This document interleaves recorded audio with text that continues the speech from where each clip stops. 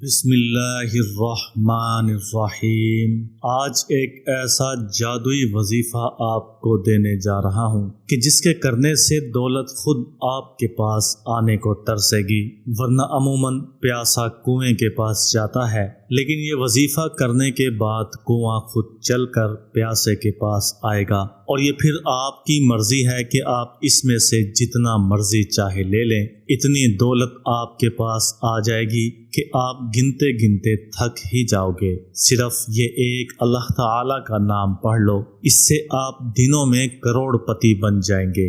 یہ وظیفہ نہایت ہی مجرب اور با کمال وظیفہ ہے۔ اللہ تعالیٰ کی رحمت تو ہماری منتظر ہوتی ہے، بس ہمارے ہی پکارنے کی دیر ہوتی ہے۔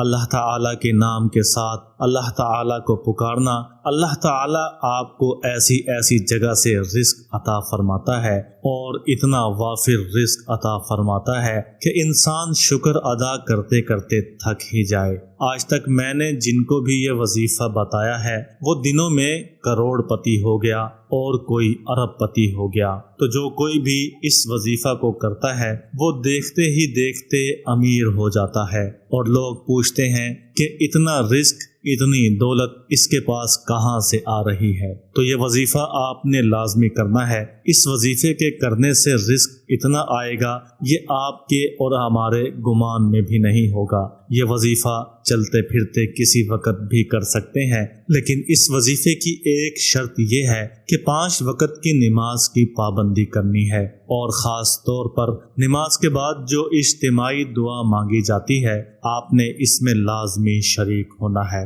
کیونکہ اس دعا کی ایک الگ اور خاص ہی بات ہوتی ہے۔ اس دعا میں آپ نے اپنے گزرے گناہوں سے توبہ کی دعا مانگنی ہے، اور آئندہ آنے والے دنوں میں گناہوں سے بچتے رہنے کی توفیق مانگنی ہے۔ انسان اس قدر لاپرواہ ہے کہ اس کو پتہ ہی نہیں ہوتا کہ رزق کی تنگی اس کے اپنے گناہوں کا نتیجہ ہوتی ہے۔ جب اللہ تعالیٰ سے اپنے گناہوں پر معافی مانگ لیتے ہیں اور اللہ تعالیٰ کے سامنے اپنے گناہوں پر ندامت کا اظہار کرتے ہیں، تو اللہ تعالیٰ بھی قبولیت کے دروازے کھول دیتا ہے۔ اور جو آج جس اسم مبارک کا آپ کو وظیفہ بتانے جا رہا ہوں، اس کے بارے میں رسول خدا صلی اللہ علیہ وآلہ وسلم کا ارشاد پاک ہے کہ اللہ تعالیٰ نے اس اسم مبارک پر ایک فرشتہ مقرر کر دیا ہے۔ جو شخص اس اسم مبارک کا ورد کرتا ہے، یہ فرشتہ اس شخص کو کہتا ہے کہ مانگ، ہم تمہاری طرف متوجہ ہیں۔ اللہ تعالیٰ کی رحمت تو عطا کرنے کے بہانے ڈھونڈتی ہے، اور اللہ تعالیٰ کے ناموں کی برکت اور فضیلت تو ظاہر ہے ہی، اور جو بندہ اللہ تعالیٰ کے اسم مبارک کو وسیلہ بنائے، اللہ تعالیٰ سے دعا مانگے، اس کی دعا قبول کر لی جاتی ہے۔ احادیث صحیحہ میں وارد ہے کہ نبی کریم صلی اللہ علیہ وسلم نے ایسے تعلیم فرمائی کہ خدا اس طریقے سے کہا جائے کہ یا الہی، میں تجھ سے مانگتا ہوں اور تیری طرف متوجہ ہوتا ہوں، اور تجھ سے تیرے نبی صلی اللہ علیہ وآلہ وسلم کے وسیلے سے مانگتا ہوں۔ اسی طرح ایک اور حدیث میں آیا ہے کہ حضرت عمر رضی اللہ تعالی عنہ اللہ تعالی سے یہ دعا کرتے ہیں کہ یا اللہ، ہم تیری طرف توسل کرتے ہیں اپنے پیارے نبی حضور صلی اللہ علیہ وسلم کے چچا حضرت عباس کو۔ میرے بھائیوں، اللہ تعالیٰ کے جو نیک بندے ہوتے ہیں، ان کے وسیلے سے بھی اللہ تعالیٰ دعا قبول کر لیتا ہے، اور ایسے میں جو شخص انتہائی عاجزی اور انکساری سے اللہ تعالیٰ کی بارگاہ میں عرض کرتا ہے، دعا مانگتا ہے، تو اللہ تعالیٰ کی رحمتوں کے دروازے اس پر کھل جاتے ہیں، اور اللہ تعالیٰ اس انسان کو نیکی کرنے کی توفیق عطا فرماتا ہے، اور اس کے گناہ معاف کر دیتا ہے۔ اور یہی گناہ انسان کے رزق نہ آنے کی وجہ بنتے ہیں، اور انسان حیران رہ جاتا ہے کہ ایک چھوٹا سا وظیفہ، ایک چھوٹا سا ورد کرنے سے اللہ تعالیٰ نے مجھ پر کیسے نیکیوں کے دروازے کھول دیے، اتنی برکات کہاں سے آ رہی ہیں، میں اتنی فضیلتوں کے قابل تو نہیں تھا۔ اس کے ساتھ ساتھ جو میرے بھائی بہن پریشان رہتے ہیں، رزق نہ آنے کی وجہ سے مایوسی کا شکار ہیں، قرضوں کی دلدل میں پھنسے ہوئے ہیں، پریشانیوں میں جکڑے ہوئے ہیں، قرضے اس قدر زیادہ ہیں کہ پریشانی مزید بڑھتی جا رہی ہے، رزق ہے کہ کہیں سے نہیں آ رہا اور اخراجات بڑھتے جا رہے ہیں، بغیر آمدنی کے غریب سے غریب تر ہوتے جا رہے ہیں۔ ان کو چاہیے کہ وہ صدقہ کرنے کی عادت بنا لیں۔ یہ ضروری نہیں کہ دولت حاصل کرنا بہت ضروری ہے اور دولت حاصل کرنے کے علاوہ کوئی چارہ نہیں ہے۔ آپ دولت کی حرص اور لالچ سے بچیں، لیکن جب آپ اس کو حاصل کرنا چاہتے ہیں تو یہ کوئی بری چیز بھی نہیں ہے، انسان کی ضرورت ہے۔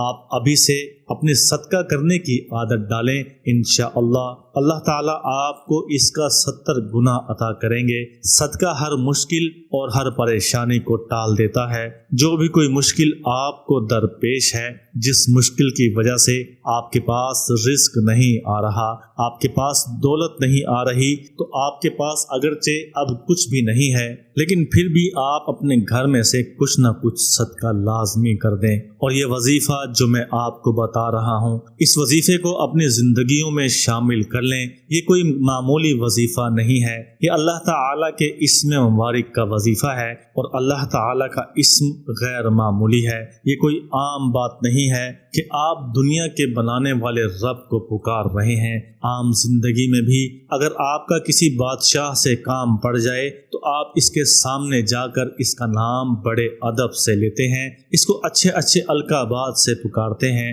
تو اسی طریقہ سے اللہ تعالیٰ کے نام کو دل سے سچے اور کامل یقین سے پکاریں، انشاءاللہ اللہ تعالیٰ آپ کی آواز ضرور سنے گا اور آپ کو آپ کی سوچوں سے بڑھ کر عطا کرے گا۔ اس وظیفہ کے کرنے کے لیے وضو کا ہونا شرط نہیں ہے، لیکن ہاں اگر وضو بنا لیں افضل ہے۔ آپ کسی بھی نماز کے بعد اس وظیفہ کو کر سکتے ہیں، چلتے پھرتے، آتے جاتے، کسی بھی وقت اس وظیفہ کو صرف ایک بار کرنا ہے۔ سب سے پہلے 11 مرتبہ درود شریف پڑھ لیں۔ درود شریف آپ کوئی سا بھی پڑھ سکتے ہیں، چھوٹا یا بڑا، اور درود شریف ضروری نہیں ہے کہ آپ 11 بار ہی پڑھیں، آپ اس کو 101 بار بھی پڑھ سکتے ہیں، جتنا مرضی چاہیں آپ درود شریف پڑھ لیں۔ آپ جتنا درود شریف پڑھیں گے آپ کو اتنا ہی زیادہ فائدہ ہوگا۔ درود شریف پڑھنے کے بعد آپ نے 11 تسبیح یا اللہ یا رحمان یا ودود کی کرنی ہے۔ مطلب آپ جب کہیں گے یا اللہ یا رحمان یا ودود تو یہ ایک مرتبہ ہو جائے گا، آپ نے اسی طرح اس کی 11 تسبیح کرنی ہے۔ 11 تسبیح کرنے کے بعد آپ نے 11 مرتبہ پھر سے درود پاک پڑھ لینا ہے۔ وظیفہ کرنے کے بعد آپ نے دل ہی دل میں گڑ گڑا کر اللہ تعالیٰ سے دعا کرنی ہے۔ آپ چاہے کہیں بھی بیٹھے ہوں، کہیں بھی کھڑے ہوں، آپ نے بس دل ہی دل میں اللہ تعالیٰ کے سامنے اپنے آپ کو پیش کر دینا ہے اور دل ہی دل میں کہنا ہے کہ یا اللہ تیرا گنہگار بندہ حاضر ہے، تیرا خاکسار حاضر ہے، تو خود مجھے یہاں تک لے کے آیا ہے، میرا کام یہاں تک آنا ہے، آگے بخشنا تیرا کام ہے، آگے مجھے عطا کرنا تیرا کام ہے، میرے اوپر رزق کے دروازے کھول دے، میرے اوپر برکت والے رزق کے دروازے کھول دے، حلال رزق میرے اوپر جاری کر دے۔ میں تو تجھ سے ہی سوال کرتا ہوں اور تجھے ہی معبود جانتا ہوں، اے اللہ تیرے سوا میری کون سنے گا۔ اللہ تعالی ہمیں اپنے دین پر چلنے کی توفیق عطا فرمائے، آمین ثم آمین۔